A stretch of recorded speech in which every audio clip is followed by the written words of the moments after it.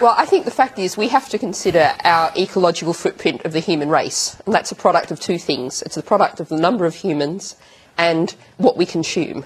And we have a huge problem at the moment here in Britain where, as I said before, we're consuming as though we have 3 planets. And that's having a huge impact, not just in terms of climate change, which we're all visibly seeing the effects of now, but also issues like soil degradation, damage to the oceans, damage to fresh water. Damage to habitats. I mean, rabbits are coping fine, let me just tell you. Lots of biodiversity. Yes, we're greatly concerned about our bees. You've forgotten the third point in that equation, which is population, consumption, technology.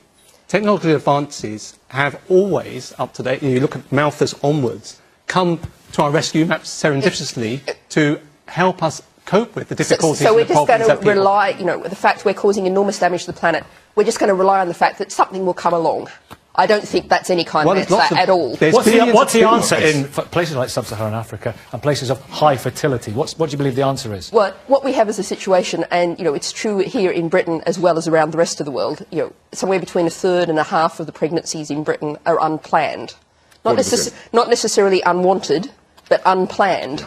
Now, that means we haven't got sufficient contraceptive, adequate services, adequate sex education happening in Britain.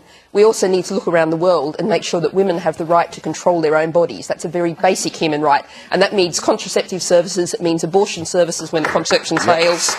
And it means also giving them education so they understand their own bodies, and also opportunities that they can do things with their lives and be certain about their own economic future. So Dermot, are you conflicted here? Because as a Catholic you would not agree with this, but as a demographer maybe you sneakingly have to, do you? No, I don't look conflicted at all. In fact, one thing that strikes me is after, I don't know how many decades of sex education in the UK, you can still turn around and say there's not enough sex education. Women are still having unplanned pregnancies. Because if you failed to do that in the UK, why are you then going to say we can succeed anywhere else? In places like Holland and Sweden and the Scandinavian countries, they are utterly succeeding. We're doing a very poor job of it. And in fact, Sweden is now trying to increase their fertility. They've got to a situation where they're not having enough children.